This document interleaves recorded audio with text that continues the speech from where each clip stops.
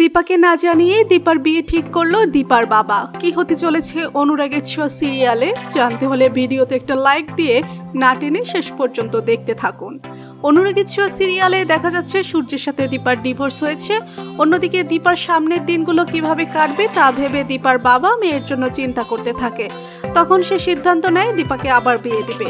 দীপাকে বিয়ের কথা বললে দীপা চিৎকার করে বলে, না বাবা, এটা হয় না, আমি আবার বিয়ে করতে পারবো না। দীপার বাবা দীপাকে বোঝানোর চেষ্টা করে, কিন্তু দীপা কিছুতে বুঝতে চায় না। তখন দীপার বাবা নিজে নিজে চিন্তা করে, মনে মনে বলে, না, আমি এইভাবে আমার মেয়ের জীবনটা শেষ হতে দিতে পারি না, আমাকে কিছু একটা করতে হবে। আমার মেয়ে সারা জীবন কষ্ট পাবে, তা আমি সহ্য করতে পারবো না। তখন দীপার বাবা একটা ম্যাট্রিমনি অফিসে গেল দীপার জন্য পাত্র খুঁজতে। অন্যদিকে অর্জুনের ড্রাইভার অর্জুনকে বলে, চলেন স্যার, আপনাকে একটা অফিসে নিয়ে যাব, সেখানে দীপা ম্যাডামের খবর পাওয়া যাবে। তখন তারা সেখানে আসলে তখন তাদের সাথে দেখা হয় দীপার বাবার সাথে। তখন দীপার বাবা অর্জুনকে সবকিছু খুলে বলে আর দীপাকে না জানিয়ে অর্জুনের সাথে দীপার বিয়ে ঠিক করে।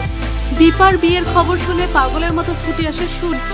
দীপার সাথে অর্জুনের বিয়ে দেখে সেইখানে পাগলের মতো কান্না করতে থাকে সূর্য। তো বন্ধুরা, আপনারা কি চান দীপা আর অর্জুনের বিয়ে হোক? কমেন্ট করে জানিয়ে দিন আমাদেরকে।